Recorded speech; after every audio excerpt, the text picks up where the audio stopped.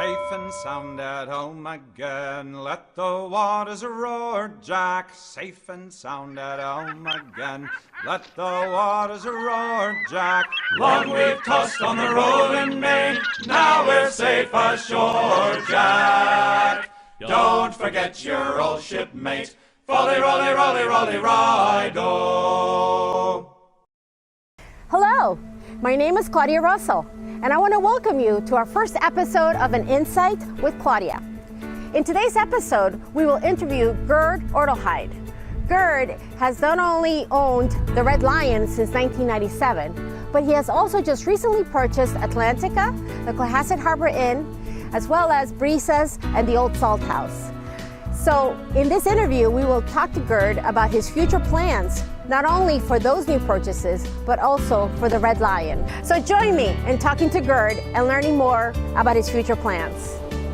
The Red Lion was converted to an inn sometime after 1772, when Christopher James adopted the Red Lion as the name of the inn, based on the Scottish lore representing bravery and courage. Welcome, Gerd, to the show. Thank you very much for joining us. Thank you very much. So Gerd, why don't we start with a little bit of history about yourself? So we know you basically came here with almost nothing. Yeah, like you said, I was a black sheep of the family. My father was a banker. My mother had a PhD, was 20 years. My brother was a professor. So when I was 21 years old, Daddy pulled me over and said, "The party is over." I said, "Daddy, what do you mean the party is over?" He says, "We'll have an interview tomorrow." I said, "Daddy, what's an interview?"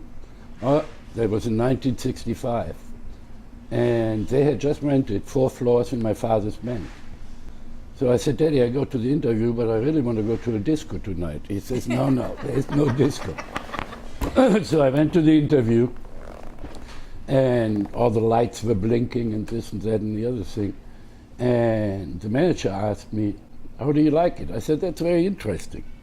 I didn't really care, but it was IBM.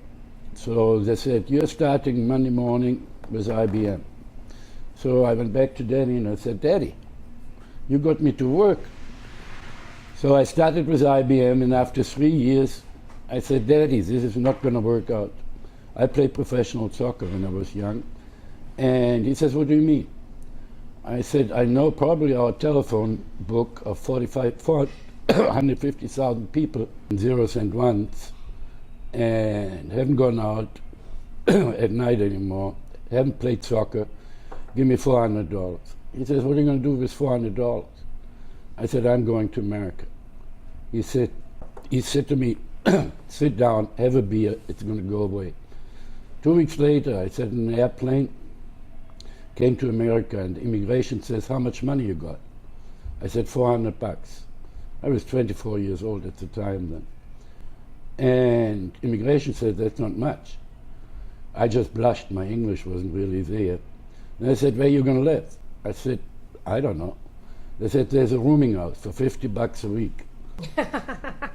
So I cried for an hour, and then I said, "Pull yourself together. You did it to yourself. Now, show Daddy you can make it." So IBM rehired me, and I solved their problems. After 3 years, I said, "Again, I'm solving all the problems. The salesmen make all the money." So I applied for IBM to become a salesman. At that time, IBM had rehired me for $6,800 a year. Then I became a salesman. They were doing 40, 50,000. So I became one of the best salesmen IBM had in the first year, and went from $6,800 to $180,000, and that was in 1972. That's probably well over $1 million by today's standards. I haven't done the exact math, but that's with inflation and everything else. Wow. That was tremendous. And from then on, my career started with IBM, and I became manager at IBM. And then, in my hometown in Germany, Heinz Nixdorf had created an enormous company, and he wanted me because he said, "Well, I want," excuse me, "I want a German back who has been in America, who worked for IBM." So he hired me, and I became manager, and I ran their operation from Berlin down to Frankfurt. We had about 20,000 people. It was a huge operation. I didn't do any education until later. I did my undergraduate in America. Later on I went to Harvard to the International Senior Management Program. And I wanted the kids to get a great education. And my oldest son, last year, he was on the European Golf Tour, wanted to beat Tiger Woods. He couldn't do it. So I said, you better go back to school, finish your degree. He just got his degree in psychology from Harvard last year. And by the way, he's the one who is going to take over with my other son, Robin, who is already here and does all the purchasing. After I came back here, I ran our operation in Baltimore, which is now in Burlington, Siemens Nixdorf. And then I got a call from BMC Software. And BMC Software is a software company, IBM mainframe in Texas. So I had an apartment in Houston, Texas, and I ran our worldwide sales operation as president Europe and international. And the company was relatively small at the time, 500 million. I stayed there. We grew the company when I joined BMC Software. And from your hard work, too. I mean, that's, I like it. I like work. I'm a work maniac. Do you consider yourself like a good salesman? You had to have been a great salesman to achieve that in 1968. Everybody is a salesman. How good you are depends how successful you're going to be, Yeah. And then I looked at it, and BMC Software said what we want. They had a headhunter, and they looked all around the world. And what they wanted was ideally a German, had to speak 3 languages, had to come from an Ivory school, and had to have mainframe IBM experience. So on the headhunter list, I came up, and they wanted me badly. And at that time, I had a girlfriend. So I went to the interview down with a girlfriend, and I had to go to the bathroom, and the president of the company said to my girlfriend, "How do I get him?" And the girlfriend answered, "How do I get him?" So it was a funny time. But then we split the stock 4 times during my tenure at BMC Software. And in 1996, our PE value was 48. And Daddy had always told me as a banker, they don't ring a bell on the stock exchange when it goes up and down. So I said, 48 is too much. It cannot be sustainable, even at our growth rate of what we are doing. So I wanted out, but they didn't want to let me go. But I found a way, because I had a lot of options still on the table, which I wanted to cash in. So at the end, I stayed another year and got the rest of my options. Do you still have the same girlfriend? No. But then I went to London because of a tax treaty between England and the US, and moved there. And finally, in 1996, got the rest of my options. And I went to the Red Line. And I wanted my last drink at the Red Line before I go back to my house on the French Riviera, or now Costa Rica, before the Bahamas. And I'm coming in the Red Line, and I remember vividly the bartender. I said to the bartender, "There's a cockroach on the bar." He said, "Not anymore." And then I had my drink, and the owners at that time, one was from Florida and one other one from California, there were no customers left. The revenue was $100,000 a year. Only one left here was Neil Murphy, the local engineer. And the owners approached me and said, "You want to buy this?" I said, "What am I going to do with this dump?" And then I made them a ridiculous offer. Offered them $350,000, and they had a huge mortgage. And he said, "Get out of here." I said, "That's my intention." So I left. 2 weeks later, they called me back and says, "I accept your offer." I said, "I didn't make an offer. Maybe I had one drink too many." And being German, I said, we stick to our words when we say something. So I said, "I buy it." And then I said, "I might throw some paint at the wall and just forget it." Guess what? Dumb like a box of rocks. First, I had to get to the planning board. I got my planning board certificate when I got my occupancy certificate. It took years. Well, I think in your book, not only is Gerd the owner of the Red Lion and now Atlantica, the Old Salt House, and the Cohasset Harbor Inn, but he's also an author.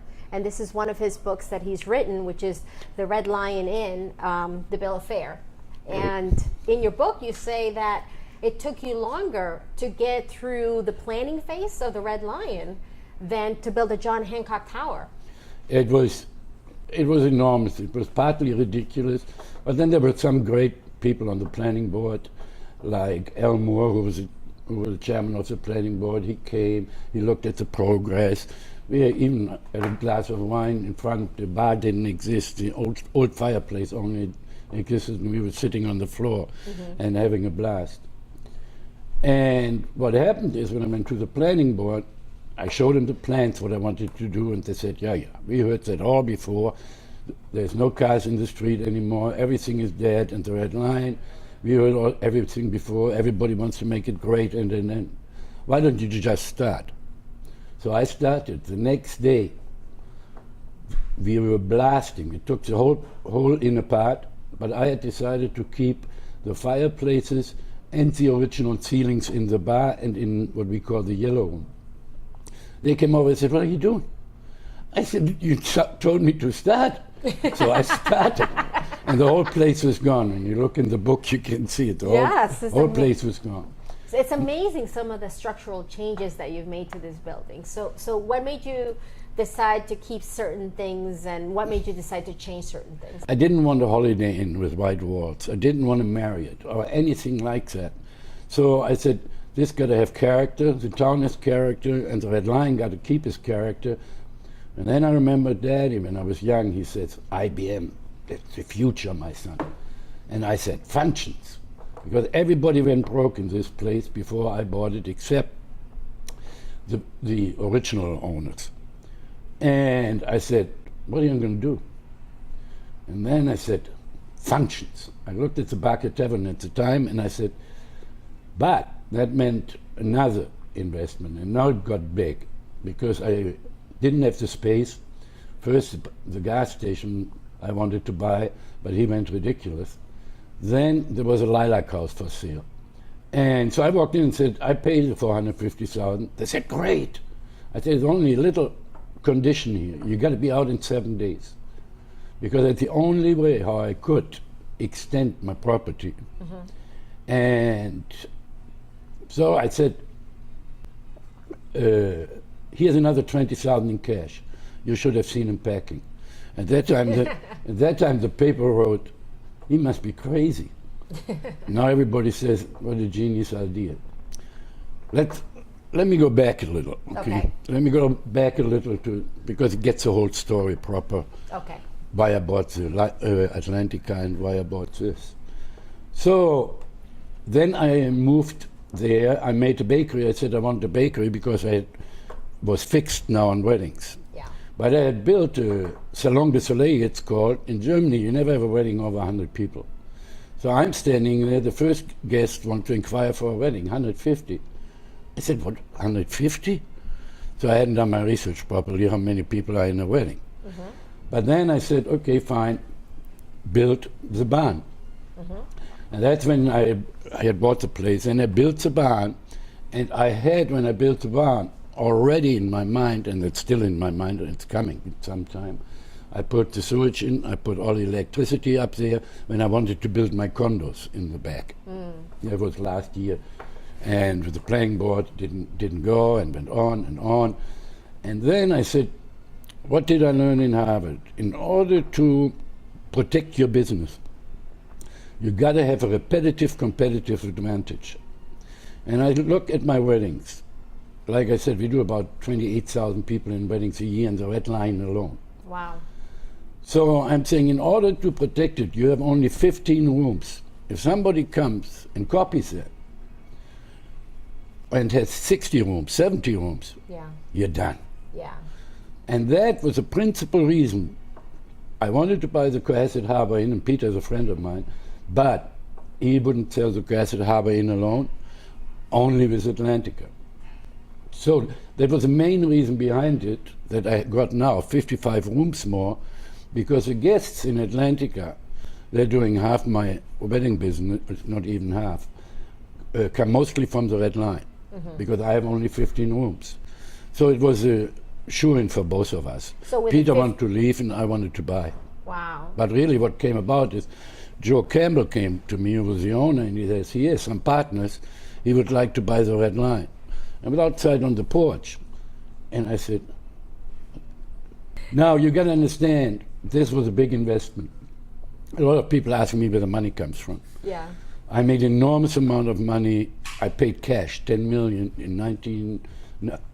1997 to 2000 to build this. So I made a lot of money on my own, and then in order to stay competitive, like I said, you got to have a competitive advantage. Absolutely. And if you take the restaurant business, the toughest business in the world, why I did it, I don't know even today. Without the weddings, it would be a disaster. Because you got to figure out in the restaurant business, the maximum you make is 12% net profit, and then you're really good. At 8%, you're on borderline, below 8, you're dead. And so the weddings, naturally, are 80% of my business. Had nothing to do that I don't want the people in the restaurant. Yeah. I want the families back in the restaurant and want the kids in the restaurant. I love Cohasset. I don't have a problem with this. And that similar holds true to Atlantica. We do 80% in wedding business and 20% in the rest. The wedding business then includes the hotel rooms. Atlantica does 80% in the restaurant business and 20% in the wedding business. Oh, so you kind of balance each other out then. Balance each other out, and I got the rooms which I fill up because we already booked out for 2017 practically, no booking 2018. Wow. So since you have basically the monopoly of weddings here in town, as well as restaurants, for the most part, you own most of the restaurants in town. I wouldn't say I have a monopoly, but it's big. Yeah. I see it when I get my tax bills. It had to be big. Yeah. Do you think you'll raise prices? I did already. I had to, because the prices, once you're a salesman in a Volkswagen dealership, you get used to their prices. It's hard to bring somebody like this and sell Rolls-Royce or Bentley. So the problem is, if you are set on the price level, when I changed the price level, let me go back to the Red Line. I started off with over $250. Everybody said, he's crazy. We got him. Our prices now are between $400 and $500 a room in the Red Line. Wow. $400 or $500 to stay here per night? Per night. Wow. Just to give you an idea. What have been, who are the people Weddings. Weddings. Wow. Weddings. Wow. You have 28,000 people, you need 14,000 wedding nights, which means over 6,000 room nights you need. I had only 15. Yeah. Now I got 55 on top. Now I have 70, which increased my leverage. I had 1,570 room nights here, and that was it. And I need 14,000. That's why I had to expand, and I'm not finished with it. I'm going back to my condos next year. So where are you looking to build the 45 additional rooms? Up on the hill. Up on the hill. Up on the hill behind the Lilac House, which stretches all back to the train tracks. Like I said, I had already all the electricity, sewage, and everything brought up there. So it's already brought up there, because I had in mind already, for a few years from now, I'm going to build the condos. Wow. So instead of condos, they're going to be rooming, they're going to be hotels. We'll decide what we're going to do. Yeah. Let me first get the permit to build them. Yeah. So in terms of the Lilac House then, which we started talking about, so it was going to be a bakery at one point. No, I right? wanted a bakery because I had the wedding parties, and I, not really bright. Yeah. I said, we're going to do our own wedding cakes. Which is fine, but when you get into a wedding, Yeah. and the person leaves, Yeah. and another person does the wedding cakes, the Yeah. bride flips out. So then it was became a breakfast place, and now because of all the weddings, I want to open the bakery again in November. Yeah. We just finished inside, doing restructuring inside. Monday, we're going to do the floors in there. Yeah. And then I should be ready within 2 weeks Wow. to open it as a bakery again, because my wedding guests, then I can send over like I did before to the bakery. Wow. Now, would that compete against the French Memories, which No. is right across the street from us here in the We are Red Lion? doing, no, he's a friend of mine. Okay. They're friends of mine, they're from France. It's a great little bakery, I love it. Now, so let's talk about Atlantica and Hugo's. What you said, you want to rename it from Atlantica to Hugo's. What caused you to change the name? I talked when I was in the preliminary discussion. Some people from town, and again was Al Moore, would say to me, Jerry, you should name that to Hugo's. So I looked, Hugo's Lighthouse. And I left Hugo's Lighthouse because my dad was, when I had made all the money, I went back to Germany and I said, Daddy, I bought this. He says, are you crazy? Now you're going into the restaurant business?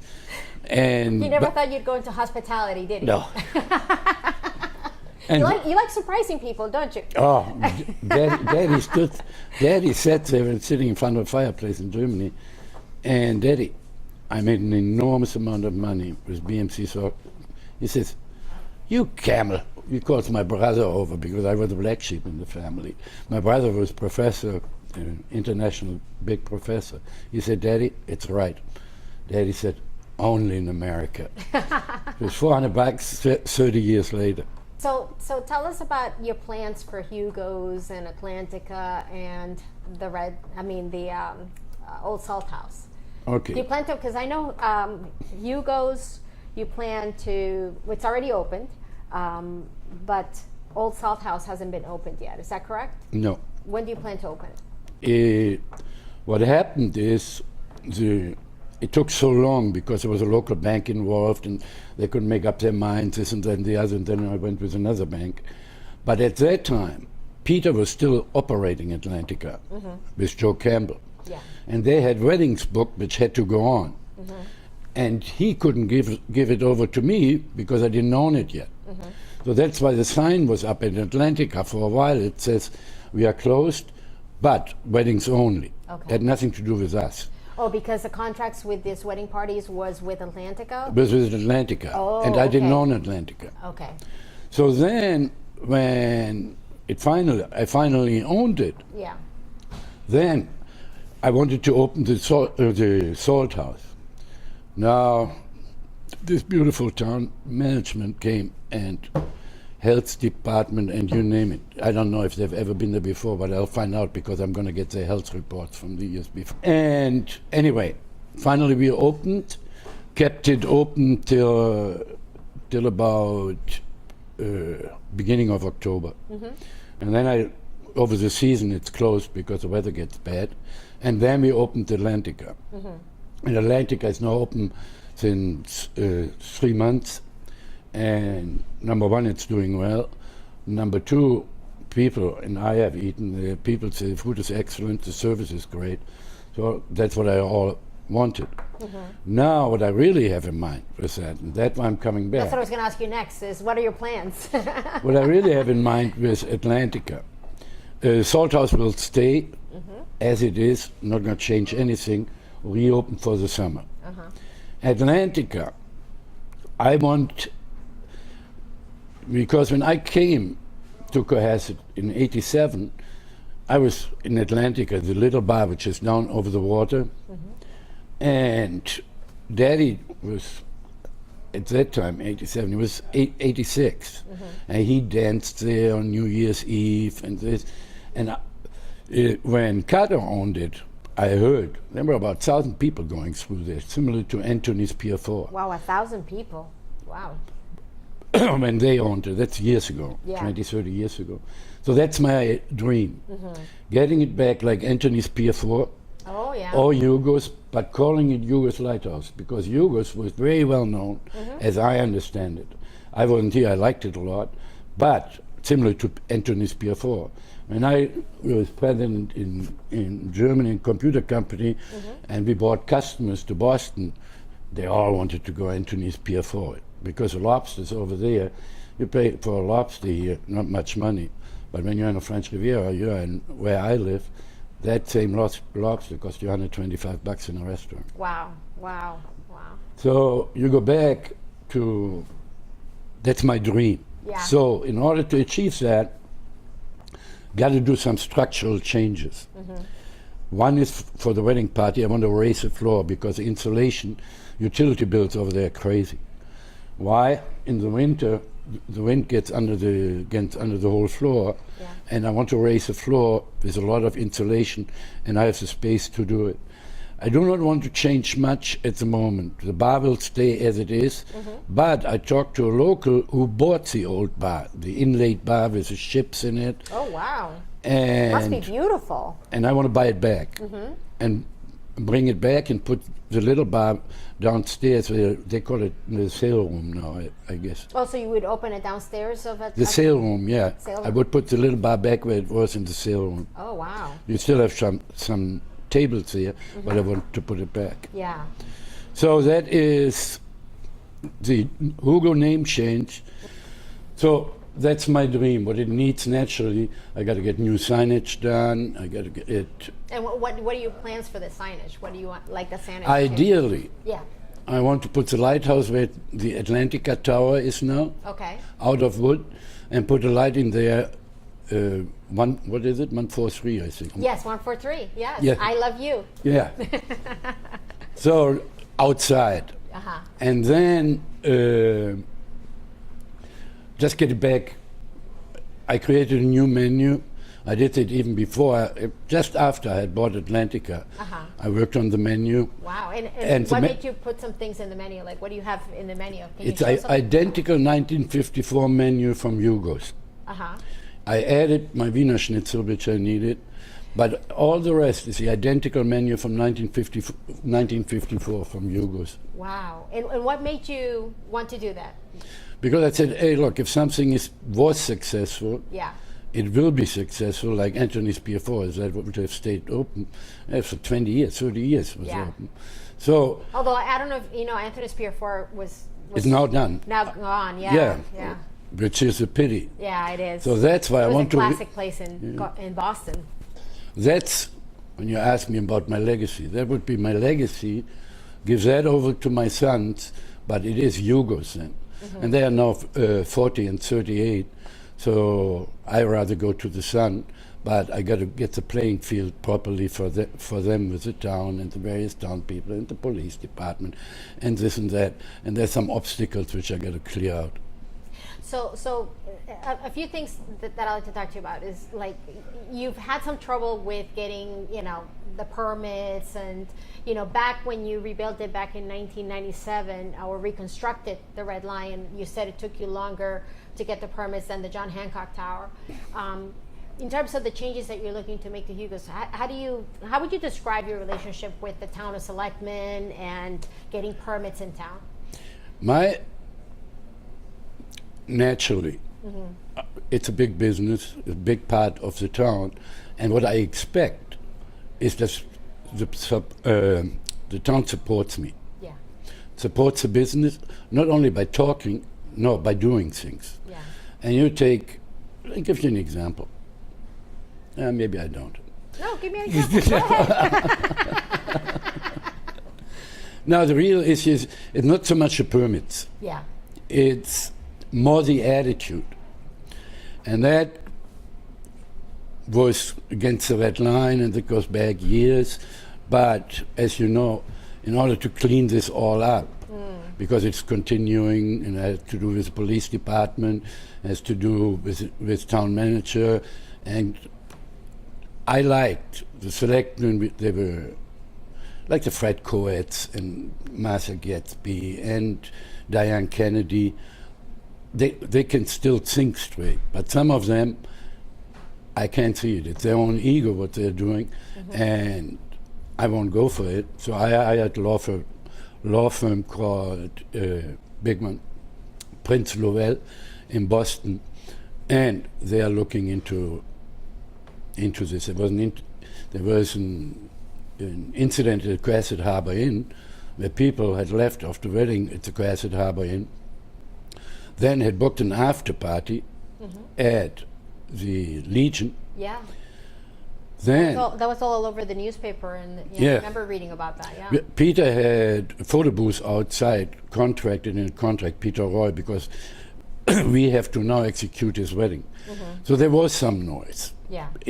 when the people go out to the photo booth, because I had committed to the selectmen that we would close those doors at 8 o'clock, which we do. But at that time, some people, so there was 2 noise complaints. Now the big complaints, noise complaints, came and like until 8 o'clock, we can have music outside, we can do until 8 o'clock. Then Okay. everybody has to go inside and the doors have to be closed. Okay. So at that time it didn't happen. Now I hired a security firm Okay. who was making sure that those doors are closed. But then a later call came in. Our guests, we were closed. The Cohasset Harbor Inn was closed for guests only. The wedding was over at 10 o'clock. Okay. And 11:39 I think it is, I got the police report. So a wedding can go on until 10:40? No, we Or can the go doors have on. to be closed until 11? No, we can go on until 1 o'clock. 1 o'clock in the morning for weddings? Yeah, Okay. for anything. Anything, okay. But this wedding, they booked it early. They wanted to finish early, so they finished at 10. Okay. But the wedding guests, because nothing else, they booked an after party in the Legion. Yes. So they were at the after party and apparently made noise here and got drunk or whatever. And then local police got called twice after we were long closed. Okay. And now what they're trying to do is blame me on the red line that people were sending outside. And the police chief came Yeah. with 16 policemen from Sitget, Hingham, and Hull. Wow. He, Wow. he practically How occupied. many people were there at the time? Where? At the, the outside gathering who had There were 15. 15? But they were not on my property. They were in the Legion, Yeah. and they were sitting on the grass where the monument is. Okay. And then the police chief calls all the other police in for backup, breaks up the Legion, breaks up the party in the Legion, Yeah. then comes to the Cohasset Harbor Inn, where guests are just talking in the lobby. Yeah. He says everybody goes to their room, otherwise I call the paddy wagon. Wow. Wow. With 16 police officers, 8 stationed on each floor. And Did they give you a reason why or an explanation for no, What- he went. what was going on, maybe inside or outside, or what the threat to the No, the- environment was at the time? They said just too much noise. Okay. And then they claimed, and you saw the cartoon, Wedding Memories in Cohasset. This is cousin Barbara, who was in protective custody.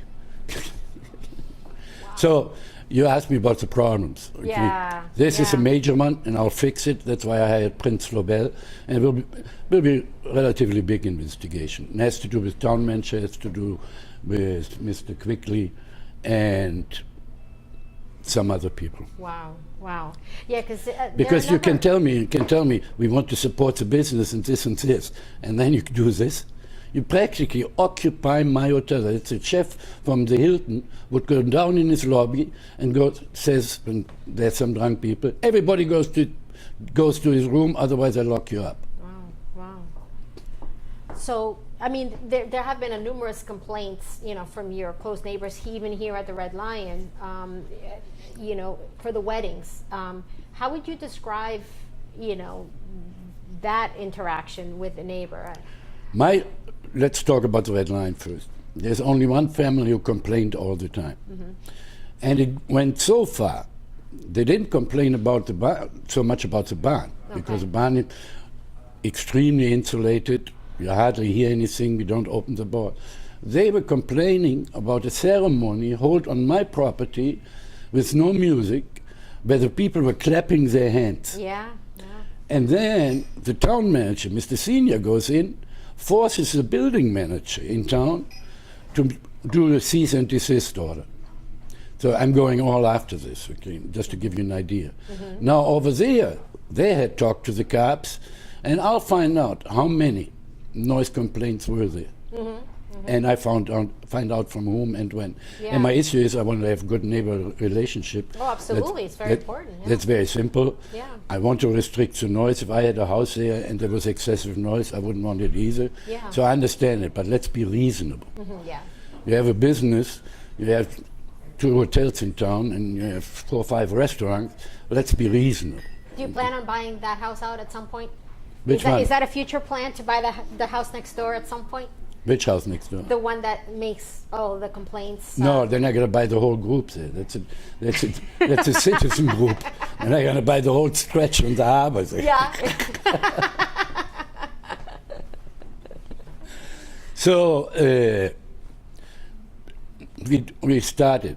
I want a good relationship with the town. I want a good relationship with the selectmen and even the police. There's some great policemen in town, but But do you consider like bringing in a law firm like Prince Lobel, which is a very pricey and I know. very well-established firm in Boston, to help? Or I mean, no, the issue. it has to be both sides have to come together to.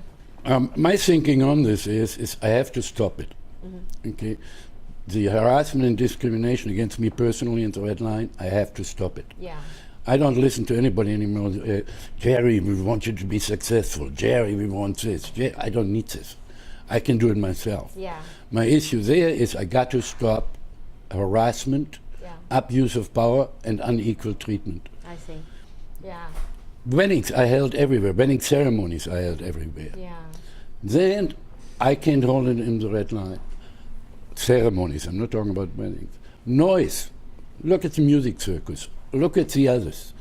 And then I'm saying, hey, now Senior is looking, because he's friend probably of Gaumer. And you're talking about Chris Senior, the Chris town Senior. manager. He now wants to look into regulations for noise in the town. Or start with a music circus. Okay. Start with a party he had outside with the steel drums. It was a big fundraiser at the thing. Don't come after me. And especially on the siege and the Quercet Harbor Inn incident, we had nothing to do with it. What you should do, have a violation for the Legion. So that's where I sit. You asked me about this, so you get it from where I sit. And well, I mean, to be fair, we don't have Chris Senior or the chief of police here or anybody to represent their side. So that's fine. Yeah. It's all going to come out. So I'm saying, hey, look, I have to do something. Now I bought it. They still don't listen. He storms in. He occupies my hotel. I got to do something. I can't sit there like this. Yeah. So talking about your interest in town, you love Cohasset. You brought your children here to. Because of the school system, to grow up in a safe, good environment, and you've invested a lot into the town. You love the beaches, you love the environment. In reading your book, The Bill of Fare, you mentioned a lot of community involvements and community, investments that you've done throughout the years. Some examples of those are you've hired local townsmen, furniture makers and wood makers in town when you rebuilt and reconstructed this, the Red Lion back in 1997. Right. And what other community projects, are you involved with now? I'm looking. We did fundraisers here for the art center in the beginning, and we had fundraisers, and I gave money there, and I gave money there. Now, the Atlantica always had community events. Like yesterday, the chairman for the elderly affairs, they have a Thanksgiving dinner there, which they always did for every year, I guess, before Thanksgiving on a Tuesday. I'm not going to cut anything of that off. Okay, I'm going to do the same thing what Joe Campbell did. I think in that aspect he did an outstanding job. Yeah, he did. He did. Be it the sporting groups, for the communities. And I bet, because my son is taking over more or less in the operation, my son Sasha, Robin is already, like I said, in the purchasing. And I guarantee you he went through the school system here.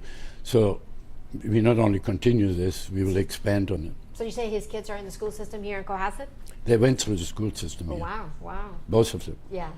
Sasha and Robin. Yeah. No, And I mean, they're children too. No, they're coming back. He's looking to buy a house, but he wants his kids. They were here before for a few years. He wants his kids in, excuse me, Inley School, which is a former Montessori school. Yeah, okay. Okay.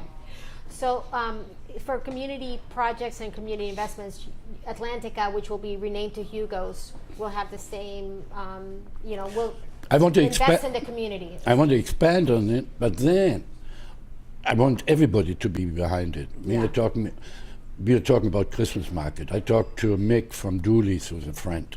We got to get something going because of the restaurant hospitality industry, the town doesn't do anything. Yeah. So I asked him, maybe we should have a hospitality association in town where all restaurants are combined. Vote for one spokesman. I don't want to be it, but Why wouldn't you want to be the spokesman? No, too much hassle. The only thing I want is leave me alone. Let me do my business and leave me alone. Then I'm happy. Yeah. But I'm willing to invest. Like we're discussing Christmas market. We are paying for lighting the trees now. No, it's not the town. The restaurants or whoever buys a tree has to light it. So there should be a lot more involvement from the restaurant side as well as from the public, and that's what I want to do. So there's a park right next to the Cohasset Harbor Inn that actually Joe Campbell and his company managed and maintained for the town. Is that something, for example, that you're looking to continue doing as Atlantica did? You're frightening me. Now I'm going to make another checkbook open. No, we will do that. That's easy. And the lobster pots. I'm sure people in town want to know. Oh, definitely. Will the lobster pots go back up? Yeah, John is a friend of mine, definitely. Yeah. So you're friends with the Roys, you're friends with Joe, and you're friends with O'Dooley's. Well, let's say we are not enemies.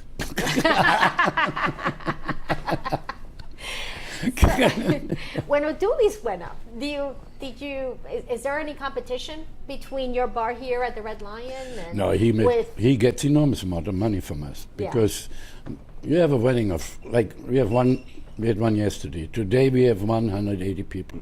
Then you have 200 people. So before the wedding starts, after the ceremony, be it in the church, then they don't want to be all here. We had Irish weddings here, and they loved it over there. They have the music there, and then the weddings for them is heaven, as well for their lands or the bakery or Tedeschi's, you name it. So there's enough for everybody to share in the easy. town. Great. And if I didn't have the weddings, none of it would exist. Dooley, nobody would have ever gone further on, I believe. And now everybody is not, we're all complimenting each other. I like Dooley's, I go to Dooley's regularly at lunchtime when we are closed here.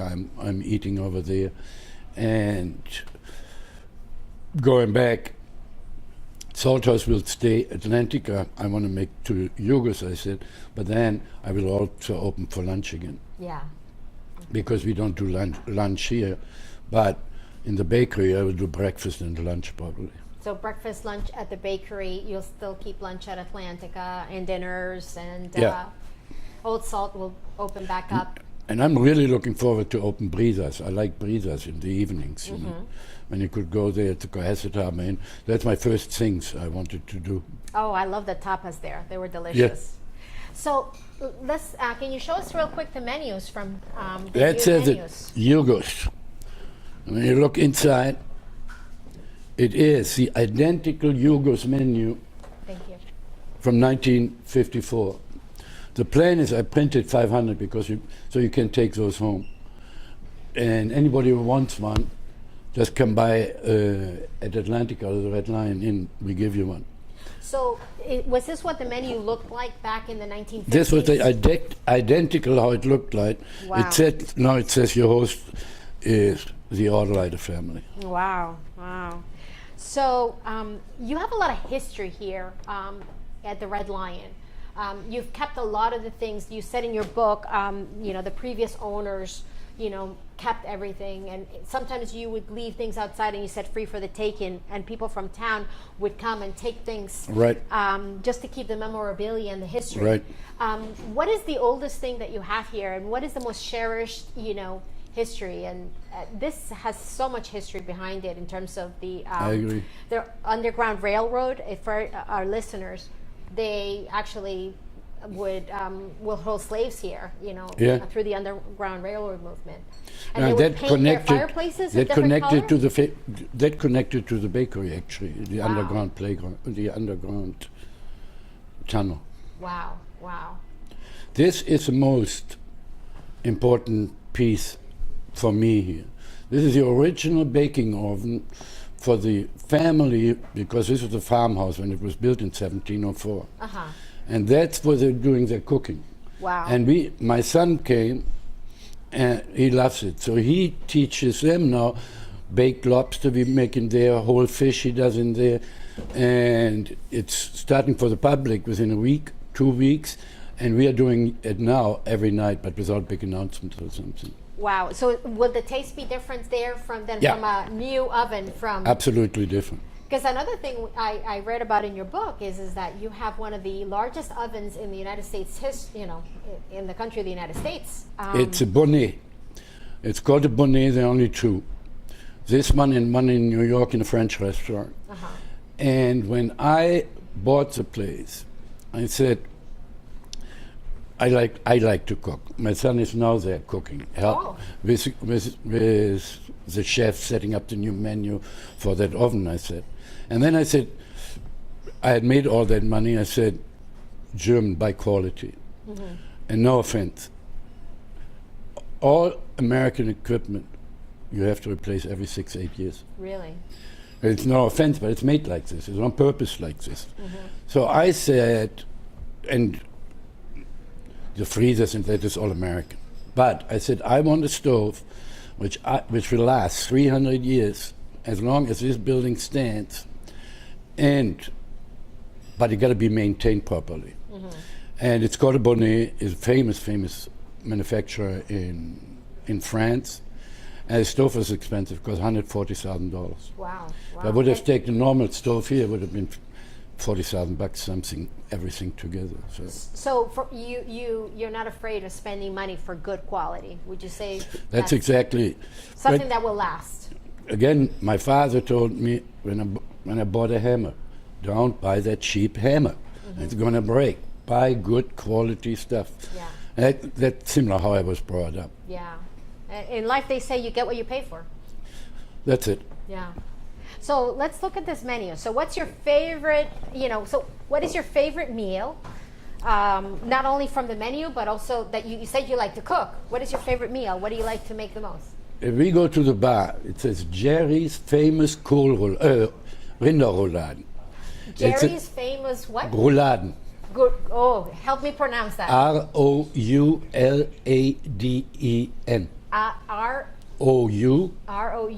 L-A-D-E-N. Rouladen. Rouladen. It's rolled beef. You put mustard on it, and a piece of bacon, then chopped onions and a piece of pickle. Roll it up, brown it, and then cook it in water for 1 hour. It's Germany's most favorite dish. Okay. 75% of German. And if you are at marriage age and can do it, no marriage. So I see here, shrimp, and you've got, stews and fried Fishermans Platter. So you have enormous amount of lobster choices, baked native lobster thermidor, lobster meat sauté, and then you have a lot of fish, baked stuffed filet of sole, love that, and you got to know this is not from me, it's copy. Yeah. But then down there you have the schnitzel somewhere. Yeah, Wiener Schnitzel. Okay. That I had to have. So your sons, tell us a little bit more about your sons. How would you describe your management style, and how are they different from you? And when you guys disagree, how do you resolve the dispute? I was a rebel when I grew up in school and whatever you have. So it's normal when you grow up, you want to let go of, especially when you're a son, you want to let go of your father and say, I can do it alone, and I can do this and that. And for man, okay, even if when he wants to start was, when he wants to continue thinking out of the box, usually by 35 he should be there. And then take the experience from your father and discuss with him your ideas, because a hell of a lot of experience I got. Not that I like this business, but I had to do it. So based on this, now we discuss. Before it was no discussion. It's similar. I had manager leaving here. It was the same thing. Some stole a safe, the other stole money, and what have you.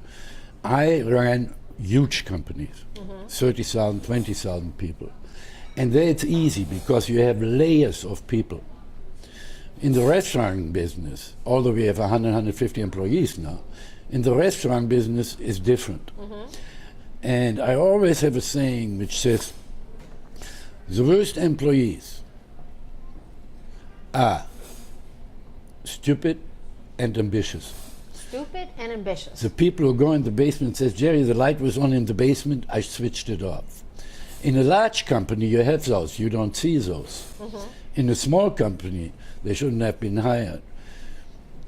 This goes in a death spiral, because now he comes to you, now he goes home, he says, Daddy, I don't like the management, I don't like the manager and this, and she says, quit.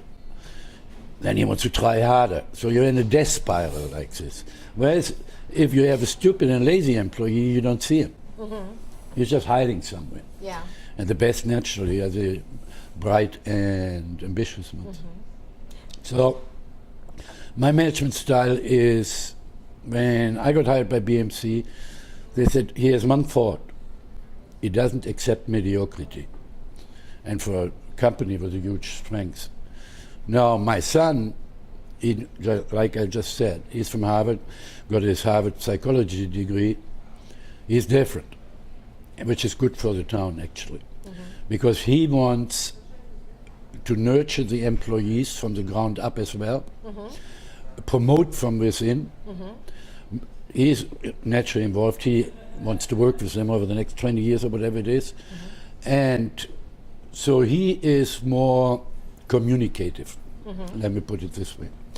I said, look, I have to have this a success, otherwise you're broke if this doesn't work. And it's the same over there, but now I have the leverage with him and the manager we have over there. We hired a former Navy officer who was running Atlantica and Cohasset Harbor Inn. And what people have to understand in town, a license holder is not the manager. He cannot sit there, even if he's 40 hours there, he might be security guard for all sake. My license holder was security guard for 10 years, Gulligan at the time. So there's a difference. When they ask me, who is going to run it? My son is going to run it. I become American citizen. I just had getting my interview done, then I become American citizen. Wow, and congratulations. And I wrote, I hope it's not the police department who is investigating me. I said, it's the FBI. So you're saying then that you don't manage it because you can't be here 40 hours a week or 100 hours a week or whatever, however long. But ultimately the responsibility falls on you as the owner. I don't. But you have no problem with taking on the responsibility if the staff and the employees. No. Okay. I have done it also. Now I'm doing it since 2000, 16 years. So I know what I'm doing, number one. And I'm not micromanaging. Okay. Which means you can't do this, you can't do this. I'm sitting on top, looking, are we achieving our goals, do my daily cash flow. In the restaurant business, you got it.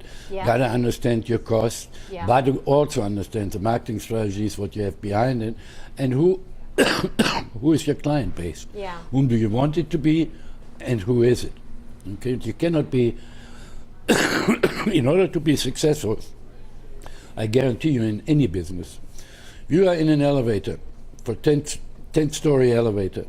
If you cannot describe your business in that time until you reach down to other people, you don't know what you're doing. You're stuck in the middle. So you've had a tough time keeping management in working for you. Help us understand what's been the challenge or the difficulty in finding those right employees to fill your role. I'll give you a few examples. Okay, the last one, not the last one. It's the in America, in USA Today, it was, and I should have listened. I didn't. 98% of all resumes are fake or not right. Okay. So you look into this and you have it all checked out and you think everything is fine. Yeah. Yeah, then you find out it's all fake. Not a clue what he was doing. So would you say then that the people that you've hired that you've had to let I made an go, error. you've made mistakes? Yeah. I made mistakes. I didn't look at the people properly, didn't have them investigated. Now I have a Boston detective firm on it, and now we check him out, and to the time the degrees didn't exist, the hotel didn't exist, it was ridiculous. But just to give you an example, another one, I had $1,000 safe upstairs. A what? $1,000 safe. A safe? With my family's jewelry and my grandmother, my mother, and stolen overnight. Really? Second safe, stolen. And police knows everything about it when we talk about Were it. you able to, Nothing. Go on. Wow. Just tell you about the difficulty in this business. Another safe, $2,000 in it. Employee goes in over the roof into the office, opens the window, throws the safe, a smaller safe, out of the window. His partner downstairs was a kitchen employee. We knew who it was. I never heard anything about it. Yeah. I don't want to go into all the details. The restaurant business can be very, very demanding. Okay. All right. So we've covered a lot in this interview, and we want to thank you for taking the time to be with us and the audience members, so that we could learn more about you, your plans for the Atlantica and Hugo's and the Red Lion. Just one last question for you. What kind of legacy and would you like to leave behind? And I think we've gone over it, but in terms of what would you want your obituary to say? I don't want to talk about obituaries. I'm 74. I have another 30 years to go. Daddy was 96. Yeah. But my next project is moving this over, and then I'm writing a real book in Costa Rica. Go to Costa Rica, probably going to take me half a year. Yeah. And then I have another huge project I won't talk to you about now, but you're going to find out. Okay. Anything we haven't covered in this interview? Anything that the audience members you'd like for them to know about you or the businesses? Come back. Anybody can ask me anything. I open them openly. Anybody wants to know more, just come see me. Wonderful. Well, thank you so much, Gerd. It was really fun. Thank you. And Good thank seeing you you. for joining us. This is Claudia Russell with An Insight. For more facts about the Red Lion Inn, I suggest that you purchase the bill of fare or you acquire it at the Cohasset Public Library or the Historical Society in town. I don't know. I've seen a lot of ghosts. I don't know if they were flesh. I didn't want to touch it. What was the scariest? Did they talk back to you? No, Yeah. I'm never scared. Yeah. Hey, what did they say? Did they do something? Really? They went to you and went like Yeah. this? Could have been the drink too.